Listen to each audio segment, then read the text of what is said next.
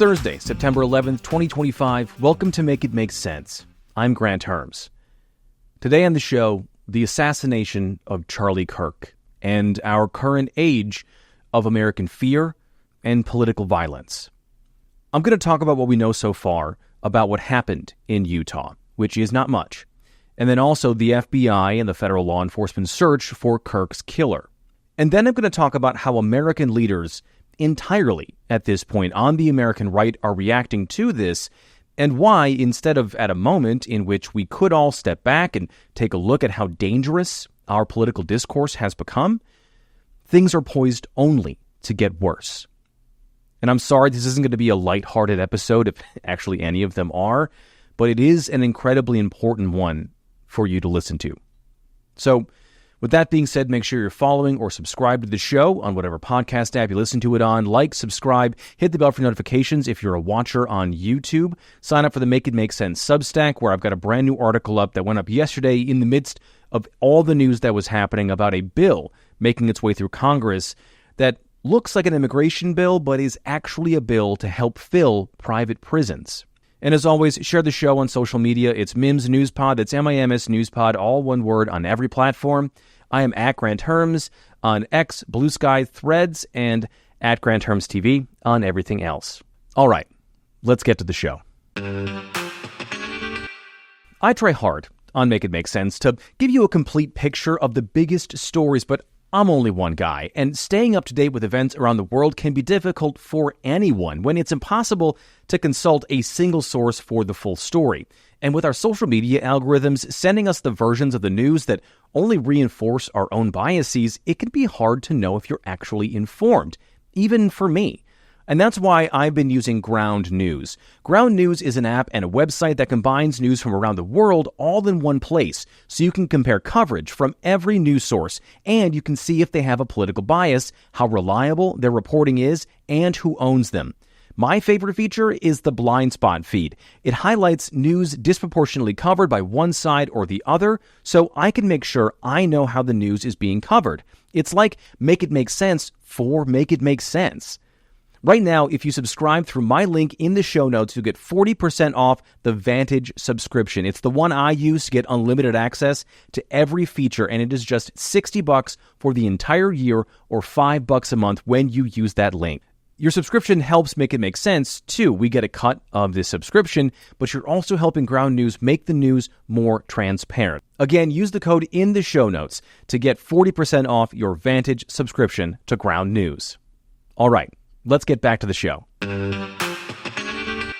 Okay, so in case you were avoiding, all news yesterday, the far-right activist turned political power broker Charlie Kirk was killed yesterday while at one of his patented argument events that was being hosted at Utah Valley University. Now, if you didn't know who Kirk was, I won't blame you for that.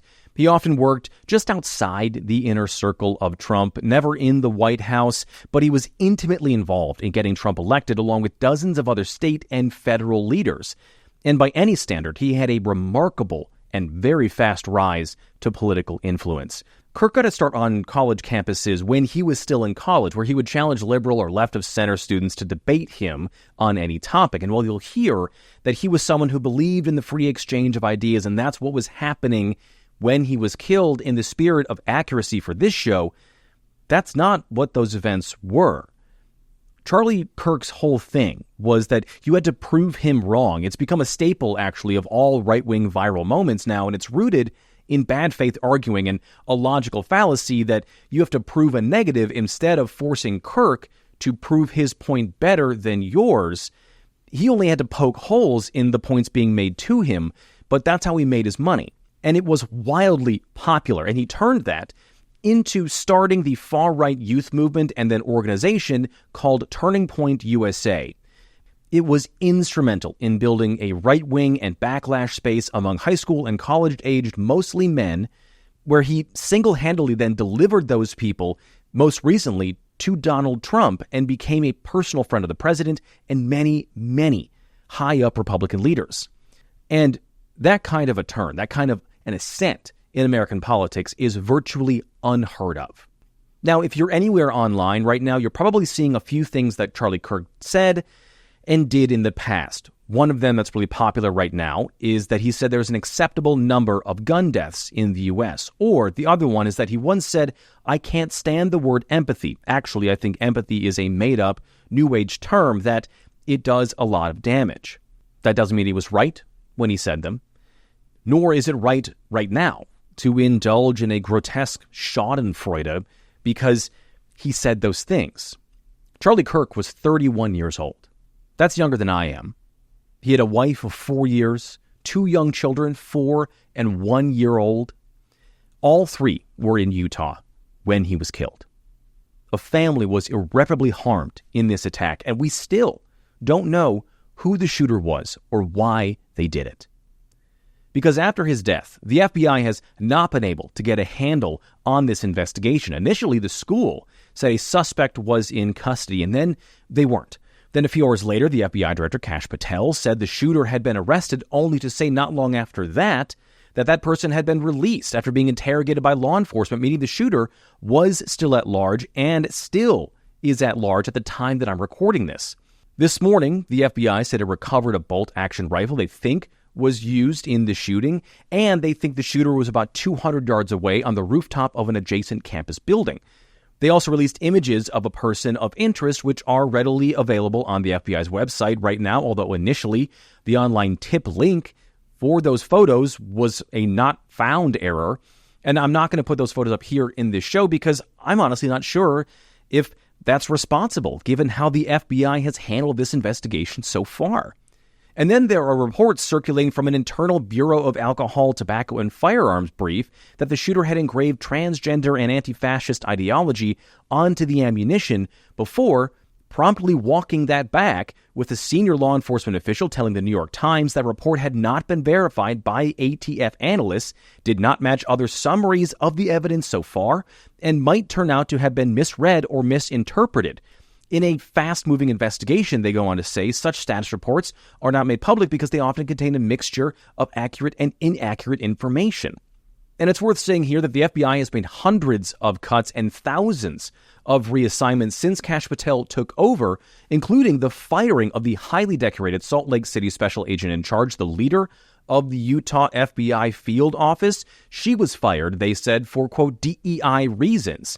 Thousands of ATF agents have been moved to immigration enforcement, and in total, more than 25,000 federal law enforcement members have been diverted to ICE operations, people that were investigating and tracking cases around domestic attacks just like this one.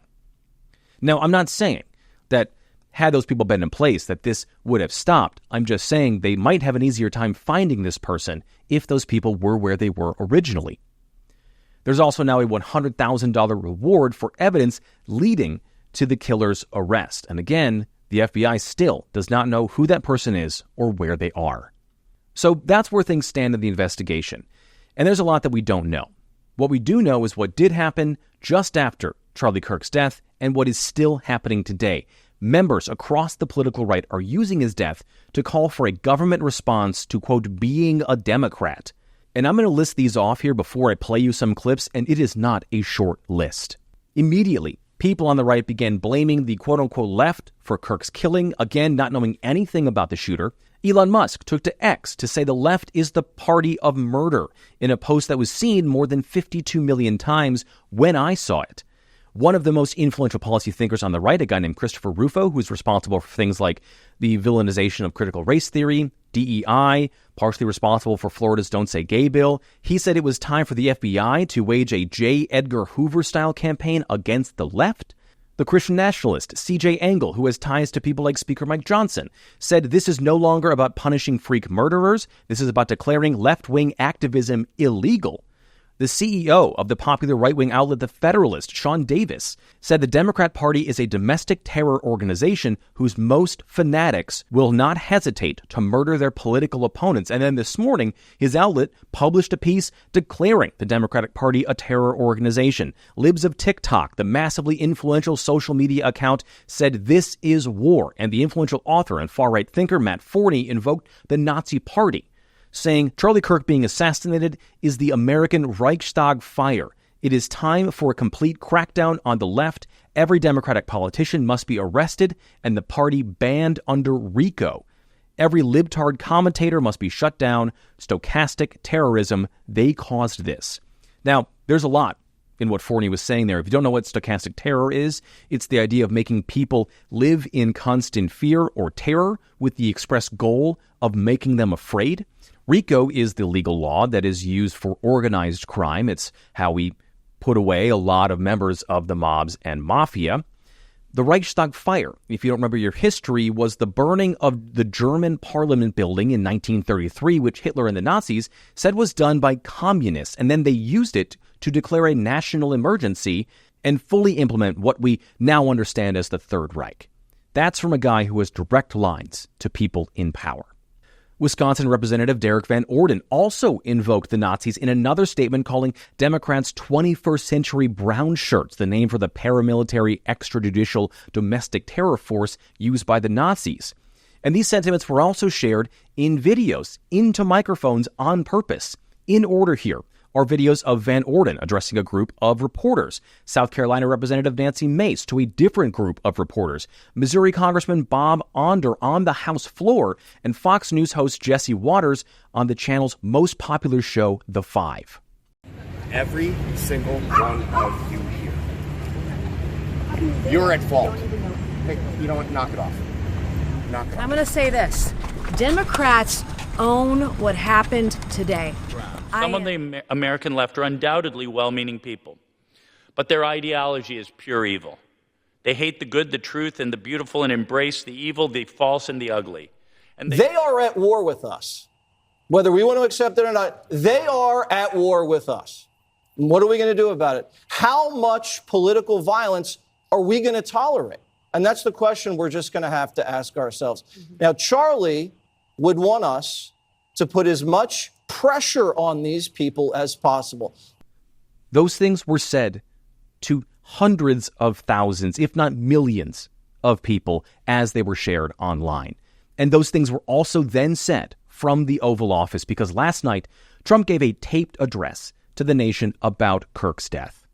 For years, those on the radical left have compared wonderful Americans like Charlie to Nazis and the world's worst mass murderers and criminals. This kind of rhetoric is directly responsible for the terrorism that we're seeing in our country today, and it must stop right now. My administration will find each and every one of those who contributed to this atrocity and to other political violence, including the organizations that fund it and support it, as well as those who go after our judges, law enforcement officials, and everyone else who brings order to our country. So it needs to be said here that none of those people, including the president, know anything about the shooter now or their motives, and more importantly, did not know anything about them when they said those things. And there is no real other way to put what Trump said than that is the president of the United States equating his political opponents to accessories to an assassination and is going to use the government's might to go after their ideology, not just people he doesn't like, but the people who think like the people he doesn't like. It's something we haven't seen since Richard Nixon in the 1970s, and back then Congress was willing to stand up to the president, and today that isn't the case. And neither does it seem like the Supreme Court would be willing to do that in any meaningful way. Now, many of these people, the president included, were the same people who joked and sneered about previous attacks on Democrats, including the assassination and the attempted assassination of two Minnesota lawmakers back in July. The president back then said calling Minnesota Governor Tim Walz would have been a waste of time. These were the same people who joked about the attack on Nancy Pelosi's husband, which was a politically motivated attack to try to murder her. And more importantly, their sentiments that the left or Democrats somehow share an ideology of evil or murder is just provably false. For decades now, we have seen that when acts of political extremism take place in the U.S., the vast majority are committed by right-wing extremists. The Anti-Defamation League catalogs these attacks every year. Last year, all of the killings were committed by right-wing extremists. The vast majority of those were committed by white supremacists.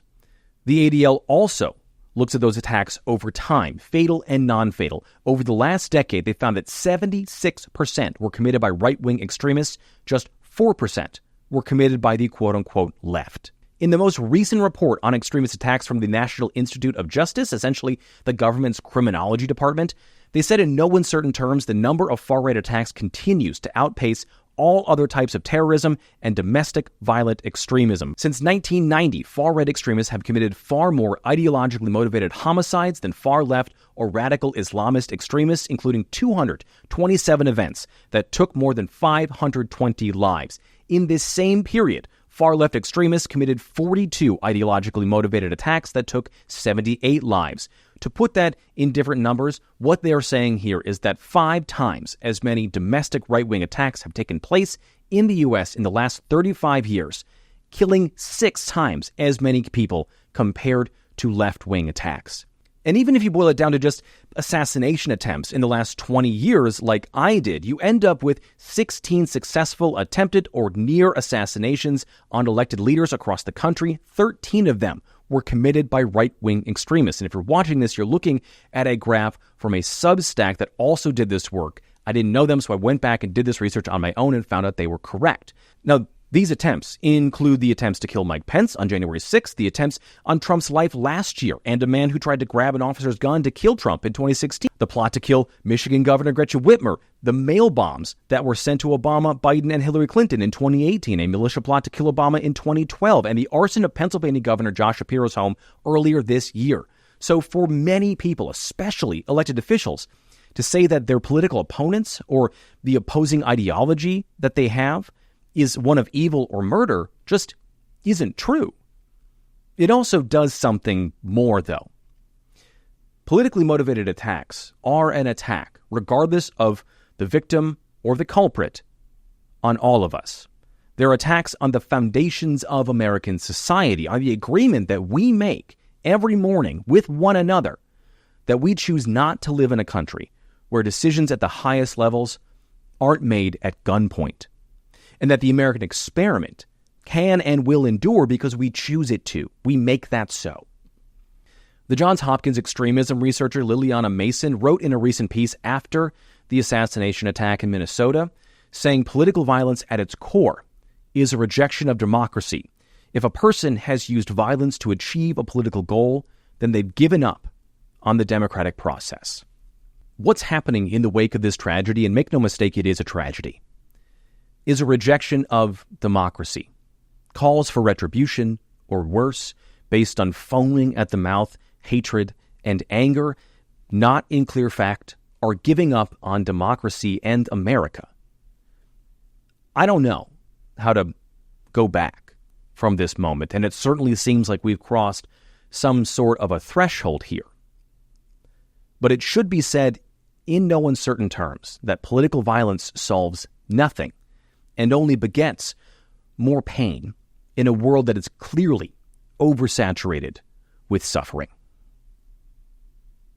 Okay, that is it for today's episode. Please rate and review the show on whatever podcast app you listen to it on. Like, subscribe, leave a comment below on YouTube if you're a watcher.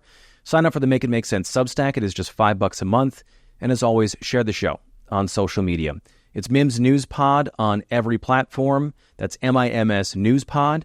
I'm at Grant Herms on X and Blue Sky, and at Grant Herms TV on everything else. Thank you so much for listening today. I'm Grant Herms, and I'll talk to you tomorrow.